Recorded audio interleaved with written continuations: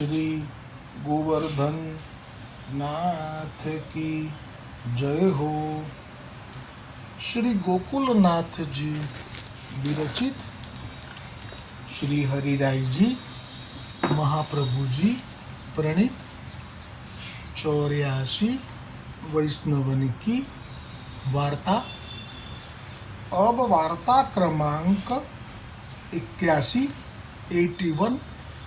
अब श्री वल्लभाचार्य जी महाप्रभु के सेवक सूरदास जी सारस्वत ब्राह्मण दिल्ली के पास सिंही गांव में है, तहाँ रहते तीन की वार्ता को भाव कहत है।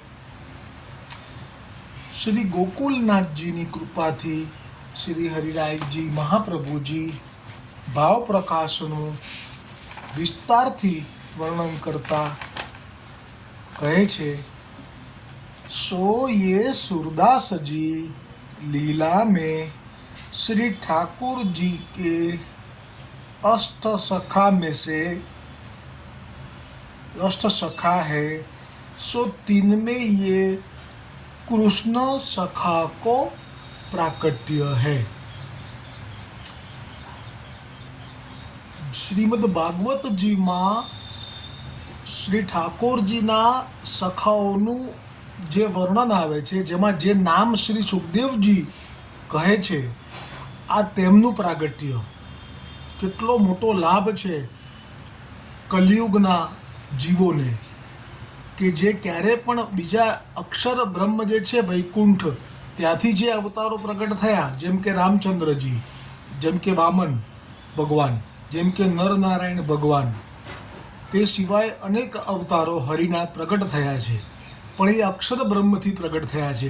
એટલે આ જે ગોલોકના પૂર્ણ પુરુષોત્તમના શ્રી કૃષ્ણચંદ્ર પ્રભુના કોઈ સખાઓએ પ્રાગટ્ય લીધું નથી, જ્યારે અત્યારે તો સાક્ષાત પૂર્ણ પુરુષોત્તમ ગોલોકપતિ શ્રી કૃષ્ણચંદ્ર પ્રગટ થાય એટલે એમનો પરિકર નીચે આવે, તો કેટલી દુર્લભ ઘટના છે આ।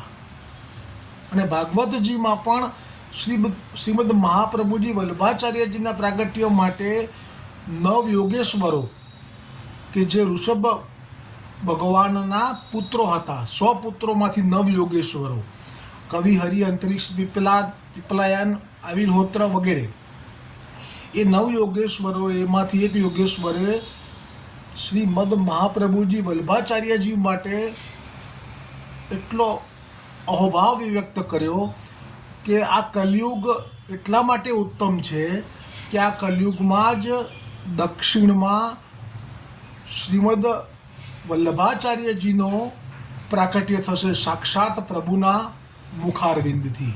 એટલે એમાં તો એવું કહ્યું છે કે પ્રભુનો અવતાર દક્ષિણમાં થશે, જે કલિયુગમાં થયું છે તેવું બીજા કોઈ 3 યુગમાં નથી થયું।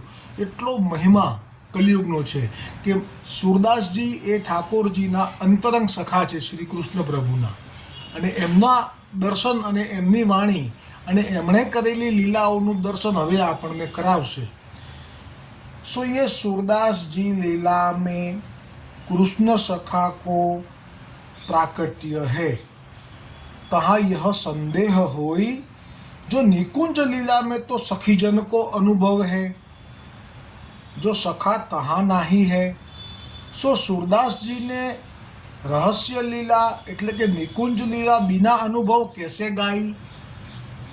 तहाँ कहत है श्री भागवत में कहे है, जो जब श्री ठाकुर जी आप वन में गौचारण लीला में सखान के संग पदारत है, सो सगरी गोपीजन लीला को अनुभव करत है। सो घर में सगरी लीला बन की गान करत है।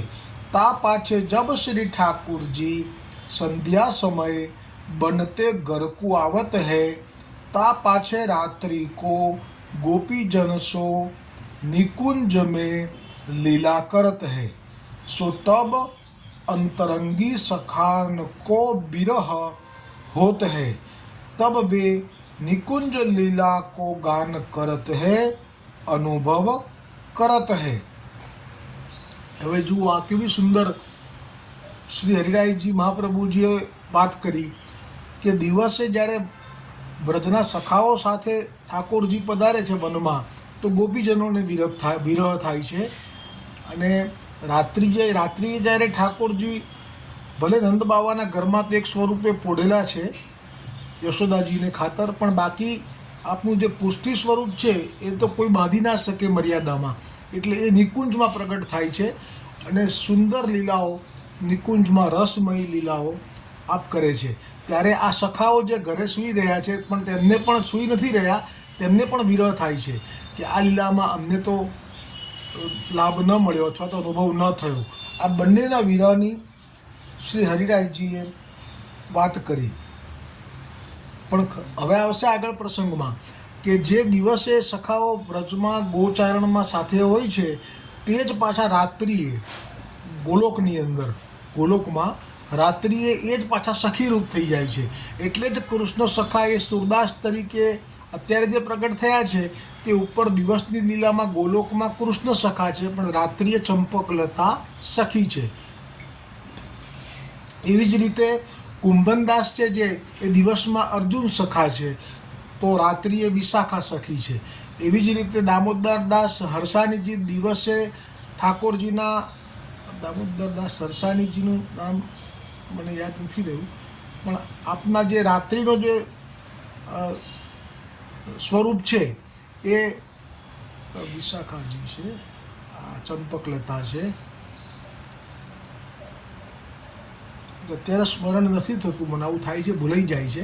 પણ આ હરિરાયજી ભાવપ્રકાશમાં જે કહેવા માગે છે કે કાહેતે कुंज में सखी जन है सो तिनके दोई स्वरूप है सो कहत है पुम भाव के सखा और स्त्री भाव की सखी सो दिन में सखा द्वारा अनुभव और रात्रि को सखी द्वारा अनुभव है सो कहते जो वेद की रुचा है सो गोपी है और वेद के जो मंत्र है सो सखा है परंतु गोपी जन देखिए मात्र स्त्री है सो इनके पति है परंतु ये स्त्री नहीं है सो ऐसे जैसे बुझो अन्न होय सो धरती में बीज नहीं उगे तैसे ही इनको लौकिक विषय नहीं है सो यहाँ तो रस रूप लीला सदा सर्वदा एक रस है. हाँ, जो दमलाजी जे छे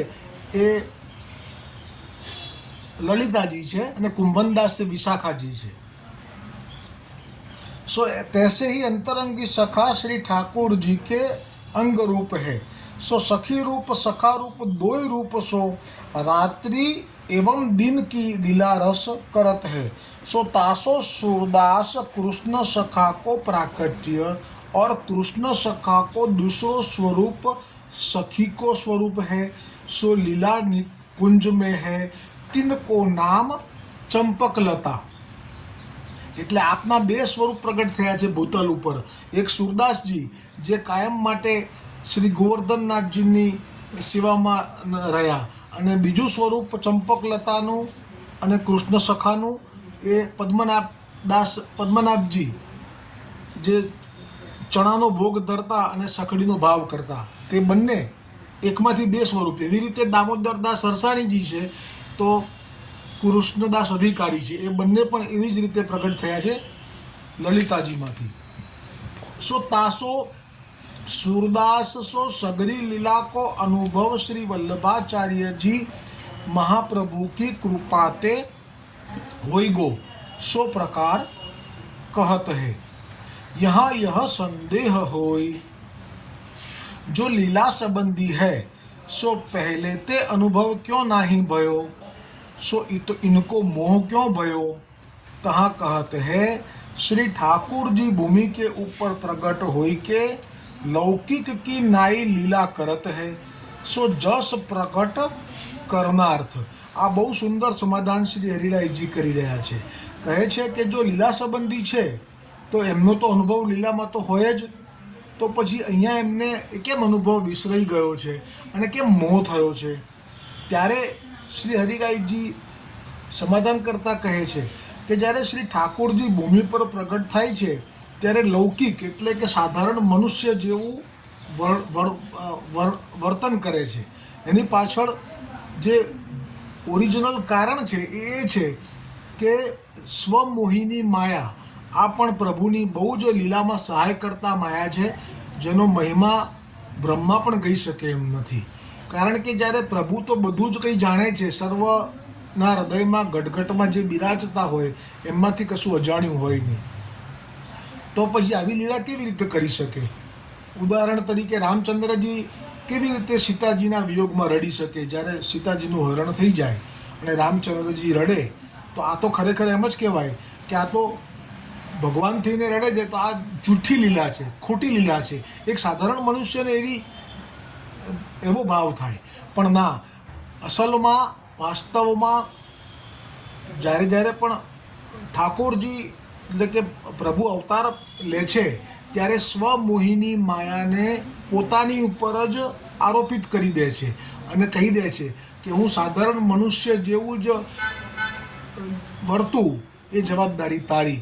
એટલે એ માયાને કારણે વિસ્મૃત પોતે જ થઈ જાય છે અને જાણે કે કંઈ જાણતા નથી એવો સુંદર આપ ચરિત્રનો પ્રકાશ કરી શકે છે. અને એટલા માટે તો આજે પણ એવા જે વખતે રામચંદ્રજીની સાથે હતા એક જાંબાલી નામના કોઈ ઋષિ, એમણે કહી દીધું હતું રામચંદ્રજીને કે તમે તો સમર્થ છો, તમે તો સાક્ષાત વિષ્ણુના અવતાર છો, તમે તો દશરથ રાજા જે કામી છે પોતાની કઈ માટે થઈને આપને આવી રીતે 14 વર્ષનો વનવાસ કહી દીધો છે, આપ એને અત્યારે ને અત્યારે જીતી લો, પિતાને કેદ કરી દો અને રાજ્ય ભોગવો. આપને વળી ક્યાં આવી સુકુમાર અવસ્થામાં વન ભટકવાની જરૂર છે? તો તરત જ રામચંદ્રજીની જે સ્વમોહિની માયાથી આપ આરોપિત હતા એમાંથી થોડોક ક્ષણ માટે બહાર નીકળી અને ક્રોધ કર્યો અને કહ્યું કે આ બોલ્યા ફરી ના બોલતા. એટલે લીલા કરવી હોય તો સ્વમોહિની માયાથી આરોપિત થઈને જ પ્રગટ થવું પડે. એવા જ એમના ભક્તો હોય કે જેમને તમે લાખ કોશિશ કરો પણ જ્યાં સુધી વલ્લભ પ્રગટ ના થાય અને વલ્લભ શરણે ના લે ત્યાં સુધી એ અબુદ્ધ અને અજ્ઞાન અવસ્થામાં જ રહે, કારણ કે એમણે પણ સ્વમોહિની માયાને ઓઢેલી છે. સો લીલા ગાઈ જગત મેં લૌકિક જીવ કૃતાર્થ હોતે. અને આવું એટલા માટે કરે છે ઠાકોરજી, એમાં પણ કેટલી મોટી કૃપા વિચારી છે કે જો આવું ન કરે અને જો અવતાર જ ના લે ઠાકોરજી કે ઠાકોરજીના સખા સુરદાસજી, કુંભનદાસજી વગેરે, તો પછી જે બાકીના જીવો છે કે જેમને આ સુખમાં પ્રવેશ કરવો છે કે આ આનંદ લેવો છે તો એ કેવી રીતે લઈ શકે? કારણ કે એ લોકો તો આદિ વ્યાધિ ઉપાધિમાં ઘેરાયેલા છે, એ તો લૌકિક જીવો છે. એટલે એમને કૃતાર્થ કરવા માટે અહીંયા શબ્દ છે હરિરાયજીએ સ્પષ્ટ લખ્યો કે લૌકિક જીવ કૃતાર્થ હોત હૈ, तैसे ही श्री ठाकुर जी के भक्त हूँ जगत में लौकिक लीला करी अलौकिक दिखावत है. जैसे श्री रुक्मणी जी साक्षात श्री लक्ष्मी जी को स्वरूप है, परंतु जब जन्मी तब देवी पूजी के वर मांग्यो, फिर श्री ठाकुर जी के पास ब्राह्मण ब्याह के लिए पठायो. सो यह जगत में लीला प्रकट करनार्थ. जैसे कालिंदी जी सूर्य द्वारा प्रकट हुई के श्री यमुना जी में मंदिर કરી તપસ્યા કરી. હવે જો અહીંયા હરિરાયજીએ આ એક પ્રસંગ જે લીધા છે ને, આ મર્યાદા માર્ગના લીધા છે. બે પ્રસંગો રૂક્ષ્મણીજીનો જે લીધો છે ને એ સાક્ષાત લક્ષ્મી એટલે અક્ષરધામના જે વિષ્ણુ છે ને એ એમની અર્ધાંગીની છે, અને નીચે આવ્યા પછી એમણે લીલા કરી જાણે અજાણ્યા હોય એવી રીતે, કારણ કે એમણે સ્વમોહિની માયાનો આરોપણ પોતાના ઉપર કરેલું છે એટલે આ લીલા કરી શક્યા. કેમ કે ભક્તો માટે, એમના સુખ માટે. પણ અહીંયા જે વાત કરી હરિરાયજી મહાપ્રભુજીએ શ્રી ગોકુલનાથજીની કૃપાથી કે કાલિંદીજી સૂર્ય દ્વારા પ્રગટ હોય કે શ્રી યમુનાજી મેં મંદિર કરી તપસ્યા કરી. તો કાલિંદીજી સૂર્ય દ્વારા પ્રગટ હોય કે આ તો સિદ્ધ થાય છે કે સૂર્યપુત્રી જ છે. આમાં પુષ્ટિ સમાજમાં આ એક સંદેહ પ્રગટ થતો રહે છે, પણ એનું સમાધાન બહુ સુંદર છે કે સાક્ષાત મહાપ્રભુજીએ યમનાષ્ટકમાં પણ કલિંદગીરી મસ્તકે અને એમાં પણ સૂર્યની પુત્રી કહ્યા જ છે. પણ અહીંયા બે સ્વરૂપ છે. જેવી રીતે અક્ષર સ્વરૂપ વૈકુંઠના વિષ્ણુનું અને પૂર્ણ પુરુષોત્તમ સ્વરૂપ શ્રી કૃષ્ણચંદ્ર રસો વૈસહ વ્રજના જે કરોડો બ્રહ્માંડોના પતિ છે તે છે, એવી રીતે આ જે કાલિંદીજી છે એમના પણ બે સ્વરૂપ છે. એક તો ગોલોકથી આપ પ્રગટ થયા છો એટલે આપે આપનું જે સ્વરૂપ છે પુષ્ટિ સ્વરૂપ, એ આપે ગોકુલમાં આપનું નિવાસ સ્થાન બનાવી અને ત્યાં જ આપ રહ્યા છો. અને બીજું જે સ્વરૂપ છે એ આપ જ્યારે પધારી રહ્યા હતા ત્યારે આપે જાણ્યું કે જે અત્યારે વામન અવતારવાળા બ્રહ્માંડમાં જઈ રહી છું તો ત્યાં પણ જે વૈકુંઠના વિષ્ણુ ભગવાન છે એમની પણ મને પત્ની થવું છે, આવો મનોરથ થયો છે. કારણ કે જ્યાં જાય ત્યાં પણ એમના ગુણ ગવાય અને એમની પણ સેવા થાય. હવે એક સ્વાભાવિક એમની કહાણી રાખવાની વાત છે. જેમ કે મહાપ્રભુજી વલ્ભાચાર્યજીએ પણ દ્વારિકાધીશજીના 2 ભક્તો હતા, ગોવિંદદાસ દુબે અને પદ્મરાવલજી. તો એ ખરેખર તો ગોલોકના છે જ નહીં, એ તો વૈકુંઠના છે. આ વૈકુંઠના અક્ષરધામના આપણા ભૂતલના જે વિષ્ણુ છે એમના 2 જીવો છે, રૂક્ષ્મણીજીની અને તન્મધ્યા એટલે સત્યભામાજીની સખી. તો એ લોકોનો પણ ઉદ્ધાર કાની રાખીને કર્યો છે મહાપ્રભુજીએ. એવી રીતે યમનાથજીએ પણ આ ભૂતલના વિષ્ણુ ભગવાનની કાની રાખી છે. અને એક સ્વરૂપે એ જે ખાંડવ વન છે અત્યારનું દિલ્હી, તેની નજીકમાં જ યમુનાજીના મંદિરની યમુનાજીની જળની મધ્યમાં મંદિરની ઈચ્છા કરી એટલે સૂર્યનારાયણ દેવે પોતાની પુત્રી પ્રત્યે પ્રેમ હોવાથી ત્યાં એક મહેલ સિદ્ધ કર્યો હતો. અને તે મહેલમાં જે યમુનાજી તપસ્યા કરતા હતા તે યમુનાજી છેવટે મર્યાદાના અક્ષરધામ જે છે આ વૈકુંઠ લોકનું એના વિષ્ણુ એટલે કે જે દ્વારકાધીશજી છે એમને વર્યા. અને જ્યારે એ જ યમુનાજી વહેતા વહેતા અહીંયા ગોકુલમાં આવ્યા, આ પ્રથમ વખત જે ભૂતલ પર આવ્યા તે વાત છે. ત્યારે પછી ત્યાંથી આગળ વહેતા વહેતા ગોકુલ પર આવ્યા, ગોકુલ સુધી આવ્યા. ત્યારે ગોકુલમાં આપે પોતાનું નિવાસસ્થાન બનાવ્યું. ત્યાં આપ કુમારિકા સ્વરૂપ છો અને આપની અનેક સખીઓનું યુથ અહીંયા પ્રગટ કર્યું છે. આપ સૌના મુખિયા છો અને આ આપનું ઘર છે. અને એટલે જ આપણા પુષ્ટિ માર્ગમાં આ પુષ્ટિ માર્ગીય જે સ્વરૂપ છે યમુનાજીનું, એમનું જ આરાધન અને એમની જ સેવા અને એમનું જ ભજન એ કરવાની આજ્ઞા છે. એ મર્યાદા માર્ગવાળા યમુનાજી જે ચોથા જે છે મર્યાદા માર્ગમાં એ પટરાણી છે અને આ ચતુર્થ પ્રિયા છે. આટલો ભેદ છે. તો અહીંયા जैसे कालिंदी जी सूर्य द्वारा प्रकट हुई के श्री यमुना जी के मंदिर करी तपस्या करी, अर्जुन सो कही जो मैं श्री ठाकुर जी को वरूंगी. तब श्री ठाकुर जी आपको विवाह कियो, सो ये लीला मात्र. क्यों? जो ये सदा श्री ठाकुर जी की प्रिया है. એટલે મૂળમાં તો યમુનાજી ગોલોકના છે એમ કહે છે હરિરાયજી, પણ આ લીલા કરી કાની રાખીને એટલા માટે. સો ब्रज में श्री स्वामिनी जी और श्री ठाकुर जी आपू ये दो एक रूप है. હવે તો વ્રજની લીલાનું પણ 2 યુગલ સ્વરૂપ જે છે એનું પણ વર્ણન હરિરાયજી શ્રી ગોકુલનાથજીની કૃપાથી કરી રહ્યા છે કે व्रज में श्री स्वामिनी जी और श्री ठाकुर जी आपू ये दो एक रूप है, परंतु व्रज लीला प्रकट करीवे के लिए श्री ठाकुर जी नंदराय जी के घर प्रगटे और श्री स्वामिनी जी श्री वृषभानु जी के घर प्रगट होई के अनेक उपाय मिली वेको रात्र दिन किए. એટલે આ એકમાંથી 2 થયા છે જે ગોલોકમાં, એની પાછળનો ભાવ પણ અહીંયા તો શ્રી ગોકુલનાથજીની કૃપાથી હરિરાયજી કહી રહ્યા છે કે જો એકમાંથી 2 ન થાય એટલે કે સ્વામિનીજી રૂપે જો પ્રગટ ન થાય તો જે સ્ત્રીઓનો ભાવ છે જે એમને ઠાકોરજીને પતિ તરીકે પૂજવા છે, માનવા છે, સેવવા છે, તો એના માટે પણ કોઈ એક એવું સ્વરૂપ જોઈએ કે જે એમના ભાવને સમજી શકે. એટલે જ આપમાંથી જ પ્રગટ થયા છે, આપના હૃદયમાંથી, એ સ્વામિનીજી છે એમ કહે છે શ્રી હરિરાયજી. સો यह लीला केवल जगत में प्रकट करीवे के लिए ही है, ना करूँ तो ये तो सदा एक रस लीला करत है. सो तैसे ही सूरदास जी श्री वल्लभाचार्य जी के सेवक होई के भगवद लीला गाए. सो यामे स्वामी को जस बढ़े. सो जिनसे सेवक सूरदास ऐसे भगवदीय, तिनके स्वामी श्री वल्लभाचार्य जी आप तिनकी शरण જઈએ. એટલે કે આ એવું એટલા માટે કરે છે, સ્વમોહિની માયા ઓઢીને પછી જ્યારે એમનામાં દૈવીપણું પ્રગટ કરે છે, જે અસલ લીલામાં સખા છે એટલે, તો એ કેમ કરે છે તો કે જગતના લોકો એમને એમના ચરિત્રથી આકર્ષાઈ અને એ પણ વલ્લભમાં શરણે જવા માટે ઉત્સુક થાય. એટલે કે દૈવી જીવો, ઝડપથી દૈવી જીવો વલ્લભમાં શરણે આવે એવું ભગવદીઓનું ચરિત્ર હોય છે. સો યા પ્રકાર જગત મેં લીલા કરી જસ પ્રગટ કિए.